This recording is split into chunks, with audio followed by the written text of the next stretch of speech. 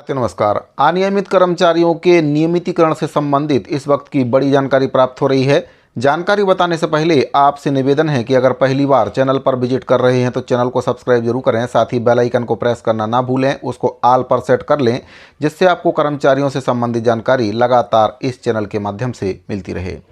तो साथियों, जानकारी प्राप्त हो रही है जल संसाधन विभाग से, जहां पर जल संसाधन विभाग में काम करने वाले डाटा एंट्री ऑपरेटर और वाहन चालकों के नियमितीकरण को लेकर शासन को प्रस्ताव भेजा गया है। इसमें जो वित्तीय भार है उसको लेकर भी पूरी जानकारी शासन की ओर प्रेषित की गई है। तो सबसे पहले मैं आपको उस पत्र के बारे में जानकारी दूंगा जो प्रस्ताव के साथ भेजा गया है। उसके बाद मैं आपको बताऊंगा कि जो जल संसाधन विभाग में काम करने वाले जो कंप्यूटर ऑपरेटर हैं और वाहन चालक हैं, ये वे कर्मचारी हैं जो पहले आउटसोर्स के माध्यम से काम कर रहे थे। बाद में इनको विभाग में विलय कर दिया गया और इनको सीधे विभाग से वेतन मिलने लगा, यानी कि श्रमायुक्त दर के श्रमिक वे बन गए थे। अब उन्हीं श्रमिकों का जो प्रस्ताव है शासन को प्रेषित किया गया है कि इनको नियमितीकरण किया जाए, क्योंकि बहुत से कर्मचारी उसमें ऐसे हैं जिनकी उम्र काफ़ी ज़्यादा हो रही है और वे नियमित नियुक्ति में फॉर्म नहीं भर सकते हैं। तो सबसे पहले उस पत्र को देख लेते हैं कि पत्र में क्या कुछ प्रस्ताव बनाकर शासन को भेजा गया है। तो साथियों, जल संसाधन विभाग की ओर से यह पत्र आपका 8/1/2025 को जारी किया गया है। इसमें प्रति है सचिव छत्तीसगढ़ शासन, जल संसाधन विभाग, मंत्रालय, महानदी भवन, नया रायपुर, अटल नगर। इसमें जो विषय है छत्तीसगढ़ दैनिक वेतनभोगी कर्मचारी फेडरेशन जिला रायपुर छत्तीसगढ़ से प्राप्त विभिन्न मांग पत्रों पर कार्रवाई बाबत। संदर्भ इसमें दिया गया छत्तीसगढ़ शासन, जल संसाधन विभाग, मंत्रालय, महानदी भवन, नया रायपुर, अटल नगर का पत्र क्रमांक दिनांक 29/11/2024। पत्र के माध्यम से कहा गया है कि शासन के उक्त संदर्भित पत्र के परिप्रेक्ष्य में लेख है कि सामान्य प्रशासन विभाग के परिपत्र दिनांक 5 मार्च 2008 और वर्तमान में समय समय पर सामान्य प्रशासन विभाग के द्वारा जारी दिशा निर्देश के अनुसार दिनांक 1/1/1989 से दिनांक 31/12/1997 तक की अवधि में नियुक्त किए गए दैनिक वेतन पर तदर्थ रूप से नियुक्ति तृतीय एवं चतुर्थ श्रेणी कर्मचारियों का नियमितीकरण की कार्यवाही विभाग के द्वारा की जा चुकी है। यानी कि जो कर्मचारी 1989 से 1997 तक विभाग में काम कर रहे थे उनका नियमितीकरण हो चुका है। जल संसाधन विभाग में डाटा एंट्री ऑपरेटर एवं वाहन चालक के पद पर अनियमित कर्मचारी दिनांक 31/12/1997 के पश्चात से कार्यरत है। यानी कि जो 1997 के बाद में कर्मचारी नियुक्त हुए हैं उसमें डाटा एंट्री ऑपरेटर और वाहन चालक के जो कर्मचारी हैं वे काम कर रहे हैं। इन कर्मचारियों में से अधिकांश कर्मचारियों की विभाग में सेवा अवधि लगभग 8 से 14 वर्ष हो चुकी है। यह विशेष उल्लेखनीय है कि अनियमित कर्मचारियों के रूप में काम करने वाले कर्मचारियों में से अनेक कर्मचारियों की वर्तमान आयु लगभग 45 वर्ष हो चुकी है। ऐसी स्थिति में इस आयु वर्ग के अनियमित कर्मचारी सीधी भर्ती के किसी भी पद के लिए पात्र नहीं हो सकेंगे। नियमितीकरण न होने की स्थिति में भविष्य में जीविकोपार्जन करने में इनको कठिनाई का सामना करना पड़ेगा। अतः प्रकरण पर सहानुभूतिपूर्वक विचार करते हुए अनियमित कर्मचारियों के रूप में काम कर रहे डाटा एंट्री ऑपरेटर और वाहन चालकों को विभाग में डाटा एंट्री ऑपरेटर और वाहन चालक के रिक्त पद के विरुद्ध नियमितीकरण किए जाने हेतु संक्षेपिका सादर संलग्न प्रेषित है। प्रमुख अभियंता जल संसाधन विभाग के द्वारा यह पत्र जारी किया गया। तो साथियों, विभाग की ओर से जो वित्तीय भार और कर्मचारियों की संख्या का प्रस्ताव बनाकर भेजा गया है, इसमें डाटा एंट्री ऑपरेटर की जो संख्या है जो वर्तमान में काम कर रहे हैं 350 कर्मचारियों की संख्या इसमें बताई गई है और इसमें जो वित्तीय भार पड़ने वाला है उसकी जानकारी इसमें बताई गई है।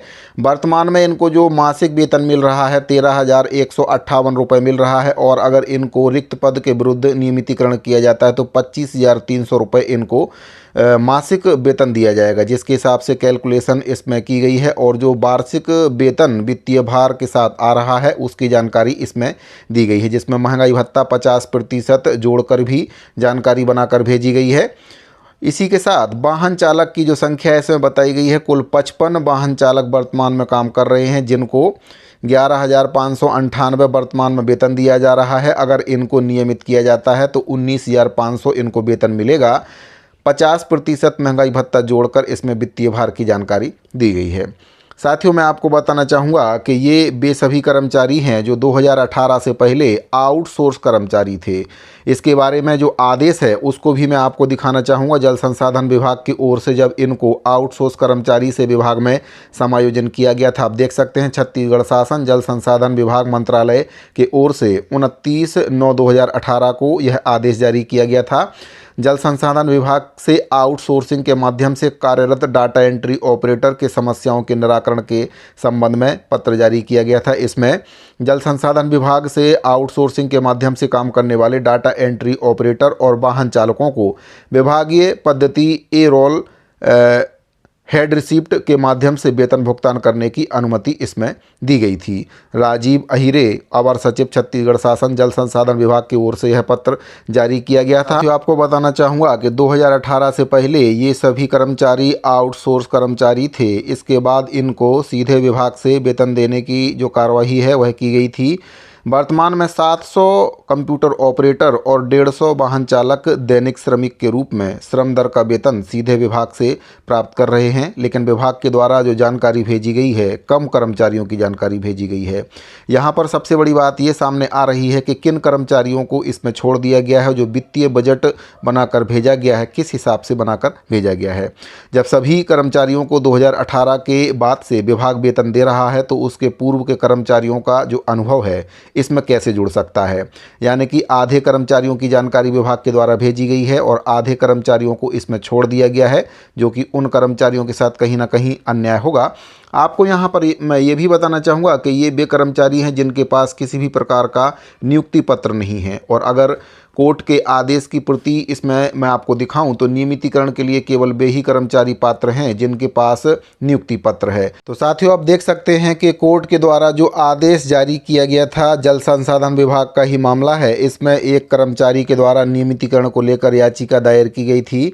मध्य प्रदेश की जो सर्वोच्च न्यायालय है वहाँ से यह आदेश जारी किया गया था। आप इसमें देख सकते हैं कि इसमें बताया गया है कि यह अपीलकर्ता द्वारा दायर की गई है, जो दिनांक 13/2/2020 के आदेश से व्यथित है, जिसके द्वारा मध्य प्रदेश उच्च न्यायालय की एक खंडपीठ ने विद्वान एकल न्यायाधीश दिनांक 27/6/2019 के आदेश को रद्द कर दिया था, जिसने वर्तमान अपीलकर्ता को नियमितीकरण का लाभ दिया था।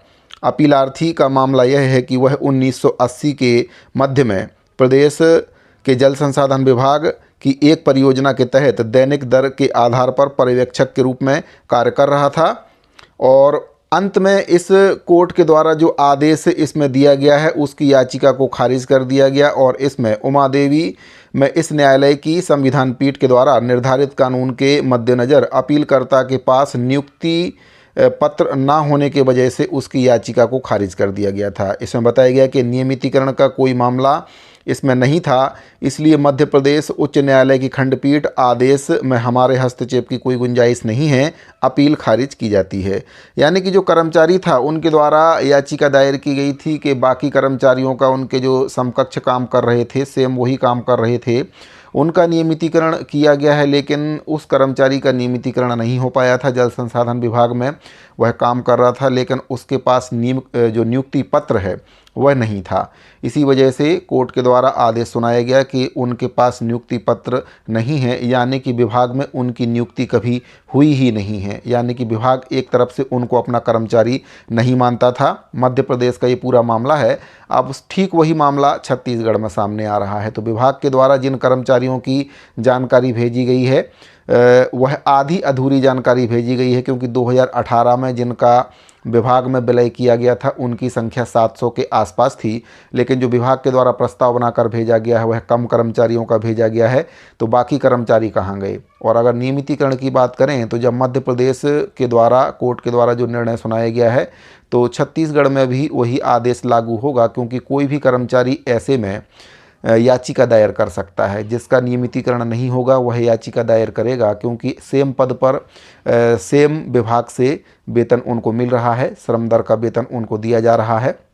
2018 के आदेश के तहत प्लेसमेंट कर्मचारी से उनको सीधे विभाग में मर्ज कर दिया गया था, लेकिन इन कर्मचारियों के पास किसी के भी पास नियुक्ति पत्र नहीं है, तो नियमितीकरण में कहीं ना कहीं बाधा उत्पन्न हो सकती है। साथियों, मैं आपको यहाँ पर बताना चाहूँगा कि ऐसा ही एक और प्रस्ताव वन विभाग के द्वारा भी भेजा गया था, जिसका जवाब आज तक शासन स्तर से नहीं दिया गया है। आपको बताना चाहूँगा, आप देख सकते हैं स्क्रीन पर, वन विभाग के द्वारा भी प्रस्ताव बनाकर 13/11/2024 को भेजा गया था और इस प्रस्ताव में ऐसी जानकारी मांगी गई थी जो वन विभाग के अधिकारियों के द्वारा आज तक जानकारी शासन को वापस नहीं भेजी गई। यानी कि प्रस्ताव भेजा गया था शासन के पास, फिर शासन ने विभाग से जानकारी मांगी, लेकिन ऐसी जानकारी शासन के द्वारा मांगी गई जिसका जवाब जो विभाग के कर्मचारी थे आज तक नहीं दे पाए हैं और इस पत्र के प्रति उत्तर में जवाब शासन को नहीं मिल पाया है, जिससे आवश्यक कार्यवाही आज तक नहीं हो पाई है। साथियों, अगर कोई प्रस्ताव शासन के पास इसके जवाब में भेजा गया हो तो आप हमारे पास भेज सकते हैं। फिलहाल के लिए मेरे पास जो जानकारी है कि शासन स्तर पर कोई भी जवाब विभाग के द्वारा नहीं भेजा गया, क्योंकि शासन ने ऐसे प्रश्न पूछे थे, ऐसी कंडीशन उसमें लगा दी थी कि उसका जवाब विभाग के पास भी नहीं था, तो विभाग जानकारी कैसे भेज पाता। अगर कोई जानकारी भेजी गई हो और आपके पास अगर वो जानकारी हो तो उसको आप हमें भेज सकते हैं, हम उसको प्रकाशित कर देंगे। तो साथियों, शासन को प्रस्ताव बनाकर भेजना आसान है, लेकिन शासन भी ये देखती है कि किस प्रकार से कर्मचारी का नियमितीकरण हो पाएगा या फिर नहीं हो पाएगा। और सबसे पहली बात तो ये है कि जो विभाग में काम करने वाले कर्मचारी हैं उनके पास नियुक्ति पत्र नहीं है।